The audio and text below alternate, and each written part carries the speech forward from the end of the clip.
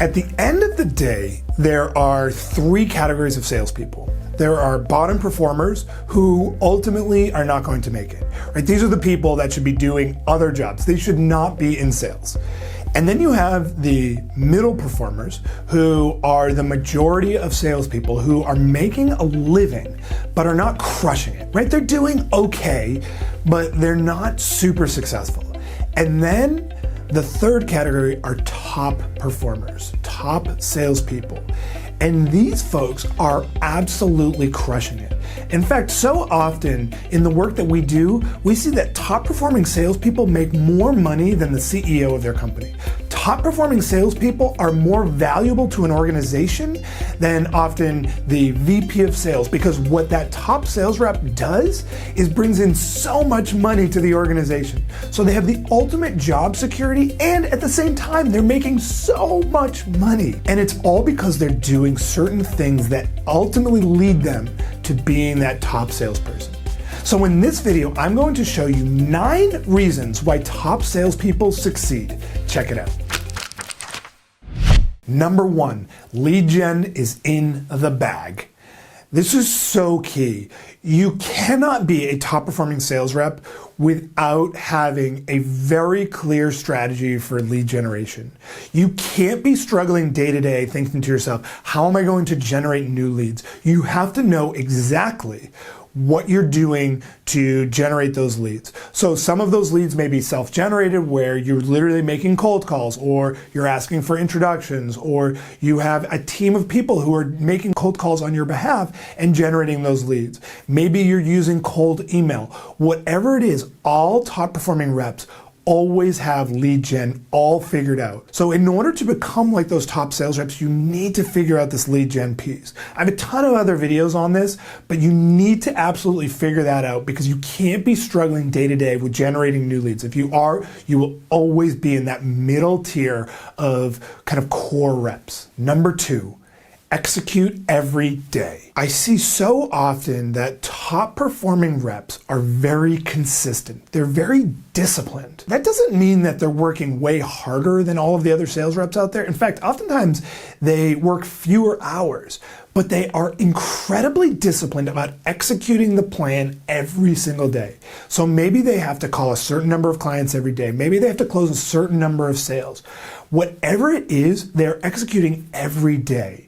Often you see a lot of reps in the middle and at the bottom who are kind of all over the place. They wake up one day and they're like, I'm not in the mood to make a call today, and so I'm just gonna kind of do office work today. Or another day, they get a burst of motivation, so then they do stuff. And then the next day they go back to hiding in operations and just servicing customers. So they're all over the place, whereas top salespeople are consistently executing every single day, whether they want to or not. They're getting the plan done. Number 3, they don't look for friends.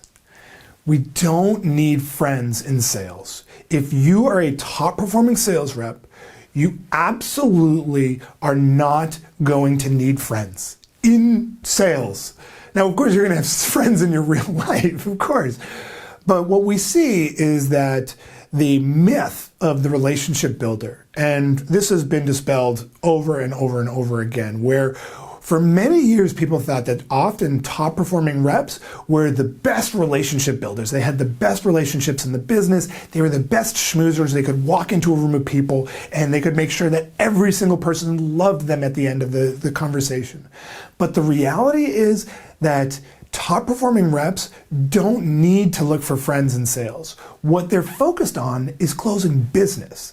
They're focused on establishing authority, determining whether someone's a fit, and closing deals. And if a person turns out to not be a fit, they don't think twice about it. We can't be looking for friends. We can't be looking for approval from our prospects, or even from our clients for that matter. Now, There's nothing wrong with developing a personal relationship with a client. That's fine. But we don't want to be developing deeply personal relationships with prospects. We just want to focus on making sure that they're going to be a fit, providing value, and then closing business. And if there's a little bit of bonding and rapport in the process and understanding their kids and all that, that's fine. But that's not the focus, and it doesn't really matter in the long run whether we consider them a friend or not. Number 4, establish authority. Top salespeople are authorities, are experts. And it doesn't mean that you need 25 years of experience in your given field, but rather they're focused on understanding the entire marketplace where their prospects exist.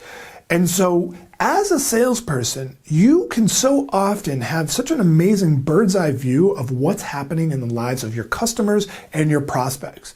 And sharing that expertise and knowledge establishes authority. So what you want to start to do to establish authority is it's not about your product or your service, but instead it's about what's going on in the world of your prospects and sharing some of those best practices and what you're seeing others dealing with, and that starts to show your authority and that you understand their world. Number 5, assertive, not aggressive.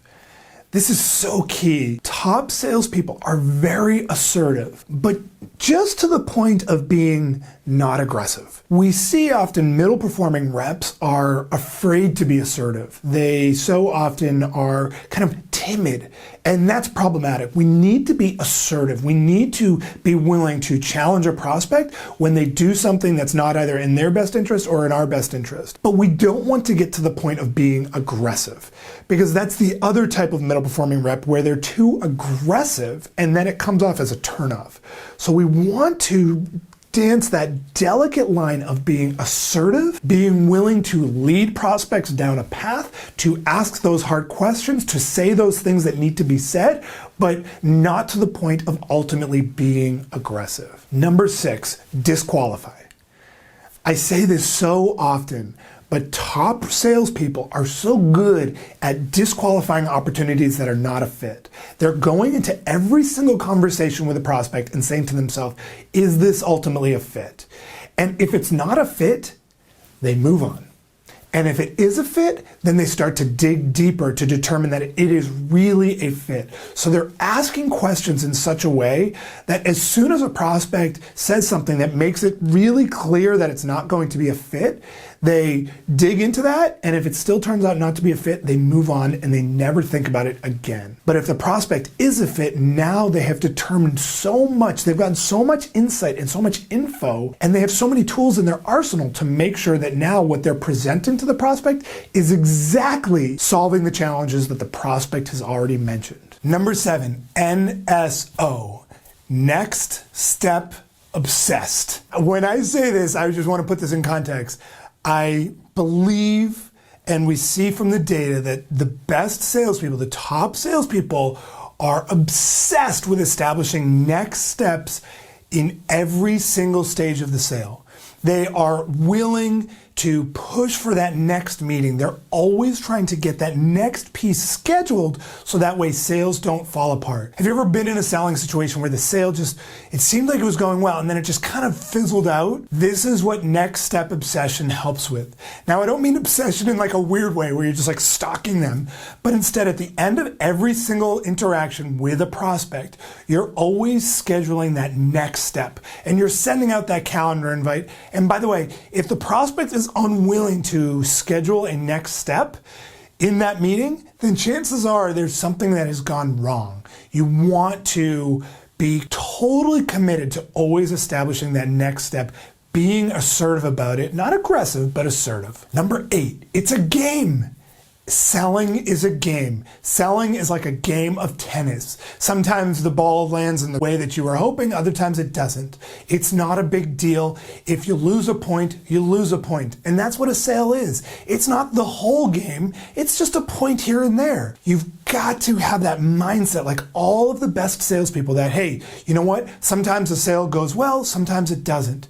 The most competitive people are great salespeople, but they have to be competitive in the right way, not competitive in like a sore sport kind of, they throw their tennis racket when the game doesn't go in their way, but instead that they just want to win. They love the game. They're willing to do whatever it takes to get that game to go in the direction they want. But you know what? Sometimes it doesn't, and they don't go home and pout. It's all about just enjoying that game. And that's number 9. Enjoy it. We need to enjoy the process of selling.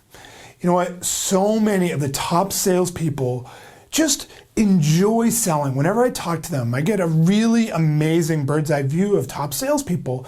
And one thing that you notice about top salespeople is that they legitimately enjoy what they're doing. They're having fun. They're not angry when a prospect disappears. They just want to understand why. They're not angry when they don't lose a sale. They just, they may be bummed out in the moment, but they know it's part of the process and they enjoy the process. They enjoy generating leads. They enjoy closing deals. They enjoy onboarding people. They enjoy getting referrals to other people. They enjoy the whole process.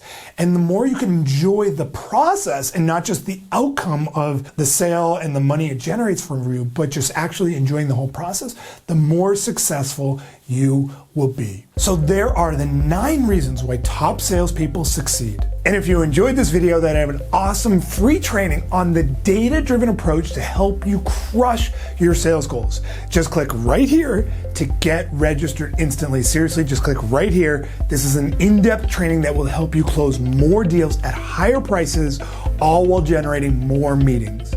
Also, if you got some value, please like this video below on YouTube and be sure to subscribe to my YouTube channel by clicking my face, which should be right about here, to get access to a new video just like this one each week.